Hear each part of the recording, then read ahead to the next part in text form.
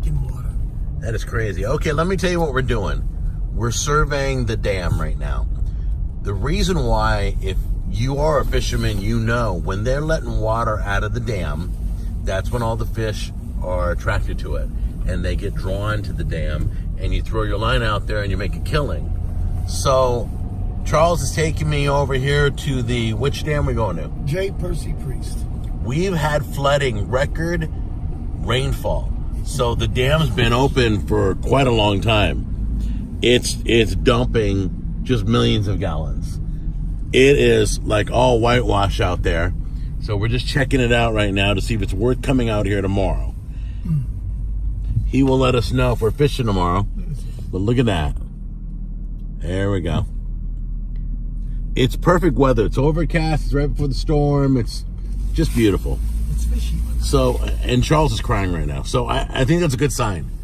What is that? Danger when light is flashing, spillway open, hazardous waters beyond the sign. Yeah, no, this is very dangerous right now. Okay, so Charles walks past that sign.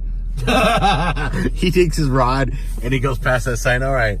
So, yeah, you just stand at the edge of the grass, right? Yeah, somebody will come here. All right, well, let's go check it out. All right, talk to me. What do we got? This is the highest, I've been here 33 years. This is the highest elevation of water I've ever seen. It's frankly extremely dangerous. This is up probably 20 to 25 feet, the height of the river as they're discharging. Wow. Extremely dangerous water. That is massive. Almost 12,000 cubic feet per minute are being discharged in an effort to balance the lake that is so over its border. Yeah, we've had flooding all over Nashville. But it's this crazy. is Striper heaven, where you see all that turbulent water up there. Right. Stripers come up here after a certain amount of time when they open these floodgates to let the level down on the lake. Carnivores like stripers come up and they feed on all the disorientated bait and bait fish and other fish that get chewed up or get thrown. They're down below in that rapids and they hide in the rocks and they shoot up and they nail fish. So where's the prime spot to be Prime spot is to be across there where those two guys are and forward. Right, straight ahead. Yes, and you need to have adequate 3-4 ounce minimum jig heads with big old sluggos or flukes on them, and from there and forward and cast at an angle to that wall right there by the far right center wall there under the J. Percy Priest sign. There's an eddy there. If you can get it over there and let it get down, that's calm water. Big fish hang there outside of the turbulent water because it's a place to rest, and they just jump out and grab bait. So if you can put it in front of them and work the bait down. Charles is so excited. Okay, I'm hyperventilating right now. I didn't know. Are we working it tomorrow? Oh, we're working it. I might want to come out tonight and do this. Serious? But we're working this. Oh yeah. The fish are in here. If we're lucky, we could hit a gold mine. Oh yeah. Oh yes. Looking over there, it looks like there's a walkway underwater over there. Completely on the water. The water level is probably 20 to 25 feet up the embankment. So that's you're saying vertical the walkway height. goes 20 more feet down underwater Oh, right now? more than 20 feet. Absolutely. This has got to be like major flooding action. This is the highest I've ever seen the Cumberland River. It is completely over the banks across the road. Never seen anything like this ever. Ever. In all That's the years. crazy. Now, how far down do you fish?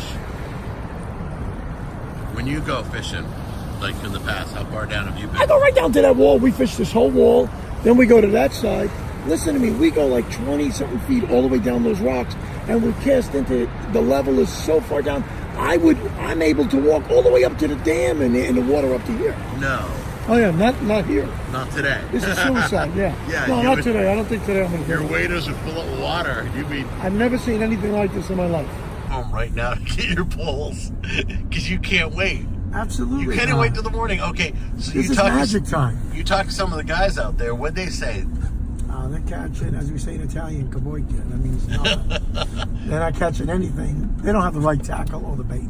But you said something about hybrid.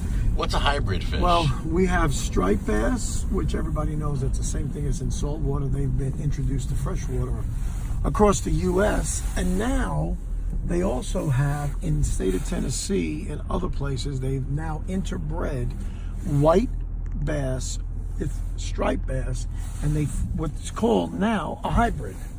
It's a hybrid bass. It's like a crossbreed. And it's as strong and mean as a striper. They got a hump on the top and on the bottom of the center line of their body.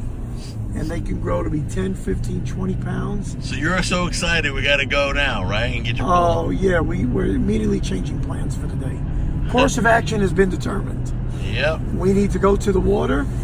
We may not get anything, but if you don't put a line in there, you're certainly not going to get it looking at the water. That's a shad head, jig head, 4 ounce. That's a regular hook, huh? Oh, that's a 7-odd hook. Right. And these stripers have been known to take that and straighten them out. No.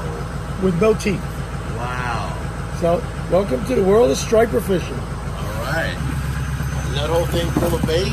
Yeah, it's all kinds of plastic baits. White flukes, colored ones, sluggos. That's a brand. This is the type of stuff you hook behind smaller jigs. Watch your step. I will. Yeah. That thing is full. I got a lot of good stuff. Oh my God. And they all catch fish. I love it. And even big old slobs. Look at that. Imitations, shad, big swim baits. You don't know what's going to work. You got to have it all. Right? And what I'm going to do is throw this band. We're just throwing some stuff in the back of the van here before we head back out. This is stuff I took out before. All other baits. Look at See, that. big flukes like this. Yeah. You don't know what works. So I'm Bring it on. Yeah. We're working with We it. got a Daiwa BG 4000 reel with a Shimano Telmar Inshore Series rod, 8-foot. This is extra heavy action, extra fast, and it's a rated for 15 to 40 pounds, 8-foot. This will cast out. What pound test you got on there? I've got 30-pound braid, Got it. straight braid with these animals. Right. These are called redfins. All different sizes and colors. Like these big animals. And they just swim like this. They rattle. Right. These go redfin. These catch a lot of big stripers. So we might have to pull that across the water and see if that affects them. All right. So Charles is here. Got his hoodie on. Oh, yeah, we're ready to go. I'm wondering what's going through your head right now. What are you Striper, thinking about? striper. I'm waiting for that. Bam. I'm waiting for that hit. That hit? Oh yeah, absolutely. You can't wait for it by the car. You got to get out there. That's right. That's exactly right. So We're he's going to getting. give it a shout, and we're going to try it. All right. Got nothing to lose, right? He's gonna try different hookups for different type of fishing. My toolbox. Yeah, there's the toolbox. Got it. That's all you He's need. getting all ready. Look at him. Get my surgical gloves. So we're only gonna be here for an hour. We hope Today, yeah, just something light. Nothing crazy. Yeah, but let's see if we can get a hit. I don't think it's real wet over there. No, these boots are good. I think. Let me see these ones.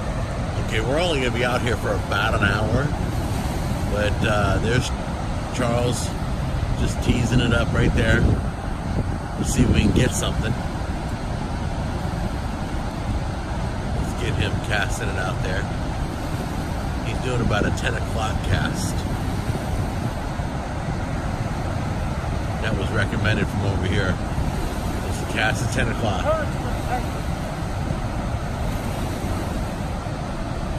He's talking about how heavy the current is and how it's going to just take his line. I want you guys to notice something. Right before he casts out, see, he does it. He'll do like a 10 o'clock. He'll do a 12 o'clock. He'll do a 2 o'clock. This guy over here, he caught just a little 2-pounder a little while ago.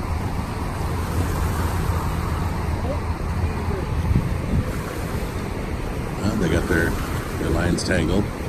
That's what happens. There you go. And you set it back out again and watch. He's going to throw at 11 o'clock right there. So you just try all the times of the clock. And you do like a semicircle. So he's waiting a few seconds, then he starts reeling slowly. He yanks and then reels in the slack. He yanks, reels in the slack.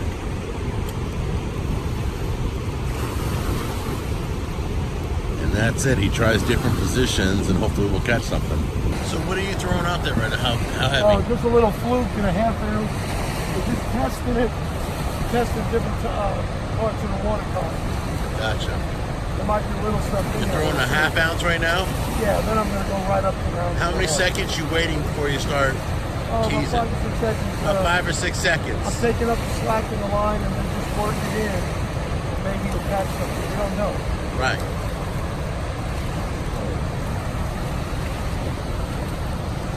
You'd be surprised where they're hanging.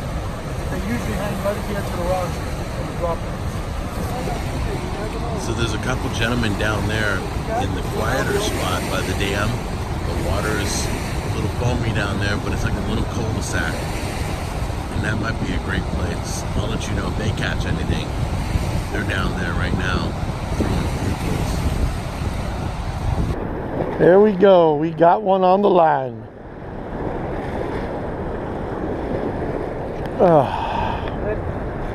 Hopefully it's probably a little white bass.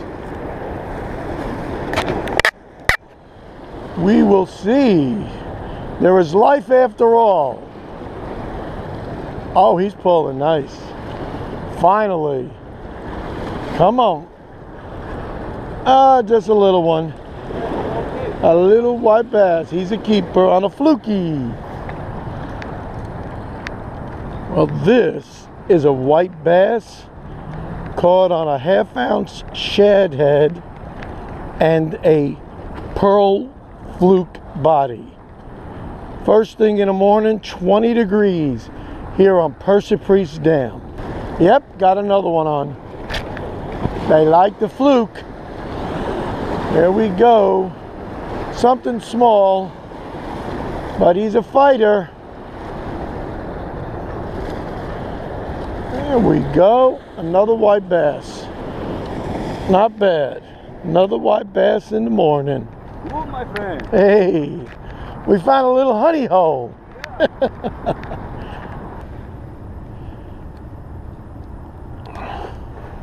Caught on a fluke with a little half-ounce shad head on there. Well, he goes in the kitty. Keep him nice and cool. And we're back at it again. Well, we're fishing with a Cabo 40 saltwater series spinning reel, 20-pound braid with a Wright and McGill 8-foot rod, medium action spinning rod. Seems to do the ticket.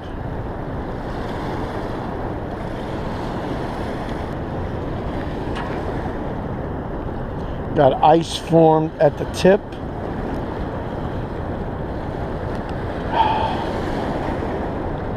Unbelievable. But this is what happens when you fish in frigid temperatures like this. Ice forms at all the different guides, as you can see. This is what it's all about, fishing. Work is so overrated. This is so exciting. This is just the beginning of the season when the bass will be migrating up the rivers. They'll be spawning, coming into shallow water, and we catch them just like this. We wade out into the edges of the rivers, the lake, and we cast for them with flukes and similar presentations like this, and top water. We'll just let it sink a little bit.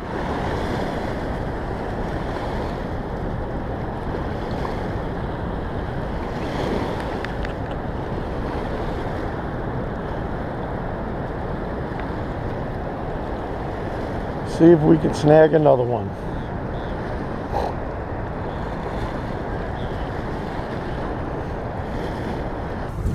And this is how you fish in sub-zero conditions. Well, sub-freezing conditions. You cover yourself up, including your nose. And it keeps you nice and warm. I'm layered, and that's what keeps you alive out here.